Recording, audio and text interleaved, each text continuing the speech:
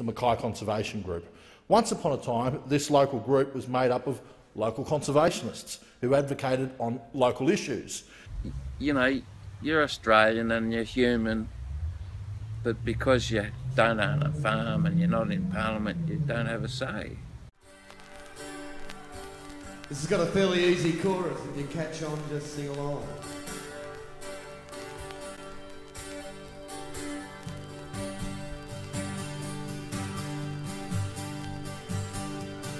Oh, Tasmania, the hardest heart would understand. Just to feel your wilderness, your silence sings to me. So let the Franklin fall, let the wildlands be. The wilderness should be strong and free. From Kuna-Kina to the southwest shore, has to be something worth fighting for. In March 1983, Malcolm Fraser's Conservative government was defeated and replaced by a Labor government led by Bob Hawke. The Tasmanian Wilderness Society's campaign to stop a dam on the pristine Franklin River played a huge part in the election outcome. Around 33% of voters wrote the words "No dams" on their ballot papers. Those two words sent a clear message to the ALP. Environmental issues could change votes, and the environment must be at the top of the political agenda. The ALP had promised to stop the dam, and a High Court ruling 4 months later put an end to the proposal. Voices crying in the wilderness, saying this is something worth fighting for.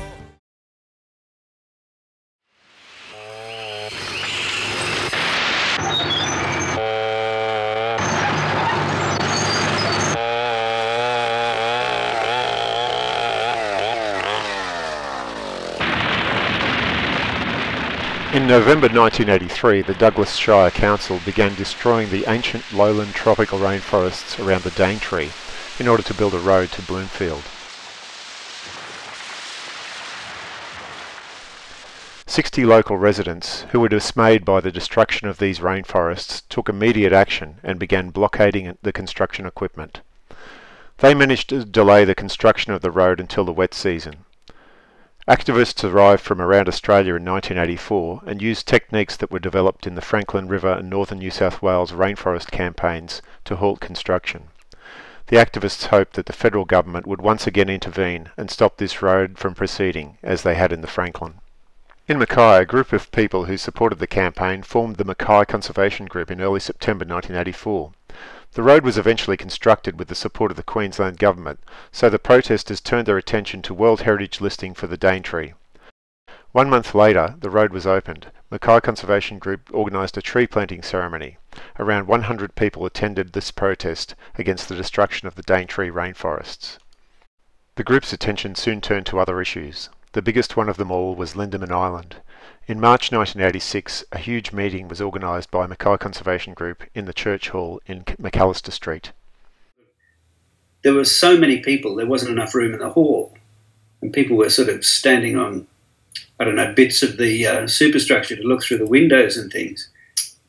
I knew some yachties, and they were among the audience as well. And I thought, wow, this is really amazing that, you know, people of such diversity were getting together, you know, to sort of protest, maybe do something about it. Anyway, so I was hooked. The East West Airlines wanted to build a resort over there, and I think they wanted to take some of the national park. So that really galvanised not just Mackay. That was across the state and probably nationally. People got up petitions, and National Party members crossed the floor to vote that down, which had a lot of ramifications really, because it kind of marked the end of the Bjelke-Petersen era. The coastline of the Mackay region has always been a zone of conflict between development pressure and conservation. The Coral Sea Haven Marina was planned, which was to be $59 million back in the early 80s, and that was the time, of course, that I think we had 32 proposals for marinas up and down, or between Mackay, I think, and perhaps Townsville. The idea of Coral Sea Haven Marina was to build it behind the sand dunes, so to have an entrance through the sand dunes, and to have hotels and residential subdivision and an industrial component was already there, and that was to be expanded as part of the port. Just north of the harbour, they wanted to gouge a great hole in the dunes, north of the harbour land, on the harbour land rather, but north of where the harbour was in those days. I think it would have backed on to where the Melaleuca swamp is or was, and it would have wrecked it. Eventually, what happened was the Lands Department guy, Barney, I've forgotten his name, he declared a reserve over that area that was Lands Department land. And then once we had the Lands Department behind us, we swung that extra bit on the top, on the southern half, really. Because Mackay Conservation Group's views were often at odds with those of the Queensland Government, there was always a chance of government resources being withdrawn, so the group found a need to find a home of its own. We had World Environment Day, and Don Henry, who was in charge of Wildlife Preservation Society, and subsequently he became CEO of ACF. We invited him up, or maybe he invited himself up, I can't remember. Anyway, and the theme of the World Environment Day was wetlands, not just for the birds. And we were going to have it at Fitzgerald School because that's where we had our meetings.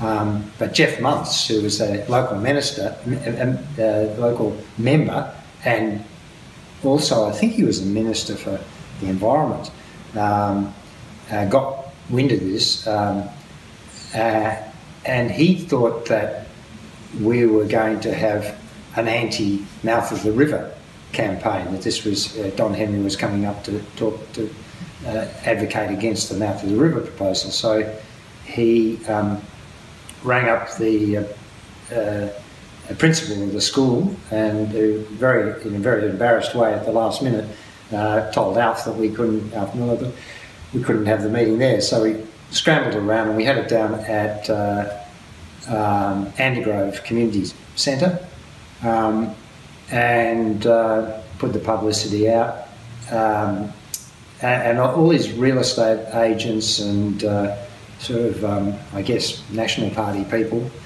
came along, all fired up, ready to hurl abuse at us and particularly Don about being anti-development and not good for Mackay and all the rest of it, because they felt we were going to be blocking the mouth of the river proposal. And of course Don hadn't actually heard of the mouth of the river proposal, had no idea what they were talking about. Ian Carlisle decided that we needed a base. He thought if we're going to be taken seriously, that we needed our own space to meet and to have a centre and hopefully to be a bit more self-funding. And, we were a group that probably had about $150 in the bank most meeting months. To me, I just couldn't see how we could ever buy or even sort of rent something, because we just didn't have much money at all. David Alsop, who was working up in Cairns, who was unknown to all of us, I think, in Mackay, but he's a very altruistic sort of guy, and he thought he'd been following us, I think, as a small environment group, and he thought he'd make a donation. He sent us down $5,000, which was, to me, an enormous amount of money for someone to donate in those days. Ian Carlisle developed a scheme whereby members of the public could either donate or loan money to Mackay Conservation Group, or even purchase shares in a building that was to become the Mackay Environment Centre. It took the group just under 3 weeks to raise $81,000 from the community. Following several months of renovations, the Environment Centre was opened by Dr. Bob Brown on the 4th of October 1994. About that time, Michael said something in the press about the forest industry, and he might remember what it was, but I can't. But whatever it was, it infuriated certain sectors of the forestry industry. And when we went to open our centre, they parked the big forestry truck right outside, loaded up with logs, and it was great. You know, we couldn't have asked for a better opening to our centre than to have this protest from the forest sector there. With its base secure, the group became even more active. Mackay Conservation Group joined the national campaign to end broad-scale land clearing, the Queensland campaign to stop rainforest logging, and was on the front line during the debate on dugong protection zones. Protection of the local environment has always been a key role for Mackay Conservation Group. The group organised a campaign to restore tidal flows to Sandfly Creek, planted trees to stop bank erosion at Dumbleton, stopped the east-west connector road for several years, and is still campaigning for the protection of coastal lands such as East Point and the Mackay Harbour wetlands. You know, the harbour, as you know, it's surrounded by all this wetland, that they wanted to develop it into industrial areas, and they wanted to, you know, add the sugar port. It's a sugar port, I mean, for Christ's sake.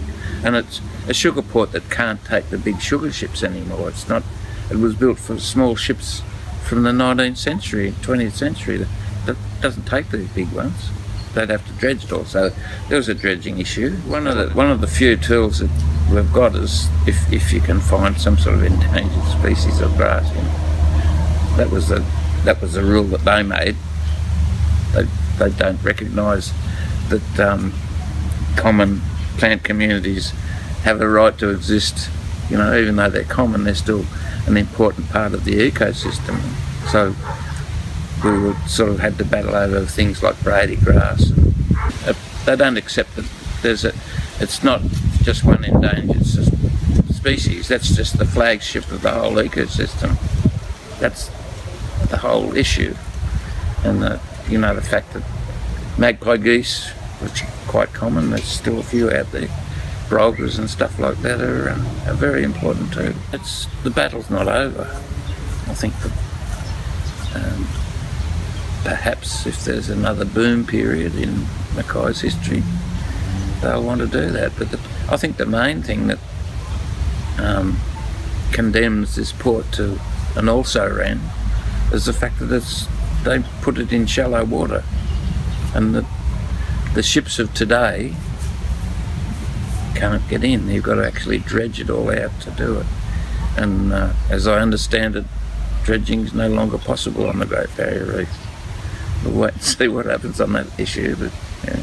Well, Ganga was good because what the outcome was a 20-year moratorium. And if you save a major wetland for 20 years, that's a pretty big deal in Queensland, because most of our major wetlands up here are under threat from coal from one kind or another, you know, either from dams or polluted water or taking of water for gas and coal operations. An oil shale company, QER,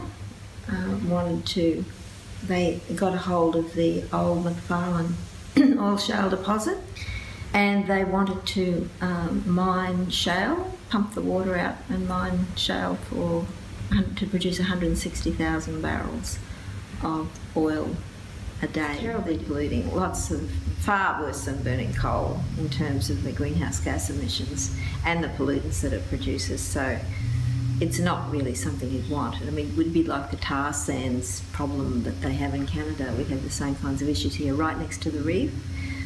It was a no-brainer, but it took the government a long time to realise that, and it took a lot of work by a lot of people to raise that awareness.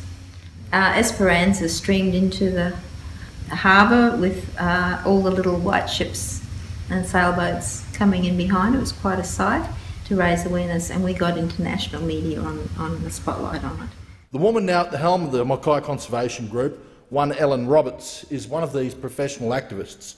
Miss Roberts moved to Mackay from Melbourne 3 years ago, and my, oh my, how things have changed at the Mackay Conservation Group since. She is a veteran environmental activist from the Friends of the Earth Victoria. She was on their management committee. In 2012, she was part of Climate Action Moreland that campaigned to shut down the Hazelwood coal-fired power station in Victoria's Latrobe Valley. In 2010, she was a spokeswoman for the Camp for Climate Action protest, which saw 2 protesters chain themselves by their necks to the Hunter Valley conveyor belt carrying coal to the Bayswater Power Station northwest of Sydney. So I think we have in Australia like a level of political commitment to coal mining at a state and a federal level that's very deep and will make it hard to shift. We were successful in winning our challenge to the Carmichael mine in the federal court under federal environment laws, and we never went to trial. Greg Hunt conceded that he had made an error in not considering the conservation advices for 2 reptiles. So it was a rare win, and one that was immediately savaged by the Conservative government in Australia with a level of vindictiveness and ferocity that I don't think anyone would have anticipated. Some green groups are doing their best to sabotage investment and jobs in our country. This mine is being legally sabotaged by green activists running a strategic campaign against the coal industry and in fact against all large developments. In fact, what this environmental group have highlighted in this report that the Deputy Prime Minister quoted is that they are opposed to any form of economic development, and I table the report. The way that the victory was represented was like, Greenie's out of control. But the second thing was because, essentially all you get out of a victory under the federal laws is it goes back to Greg Hunt for decision again. Greg Hunt made it clear right from when we won that he was going to reapprove the Carmichael mine. What I've found is coming to Mackay Conservation Group and finding a group of people who are deeply committed and really courageous in a kind of long-term way to take up these fights and to really take on some of the most powerful corporate interests in the world when you're talking about some of these mining companies.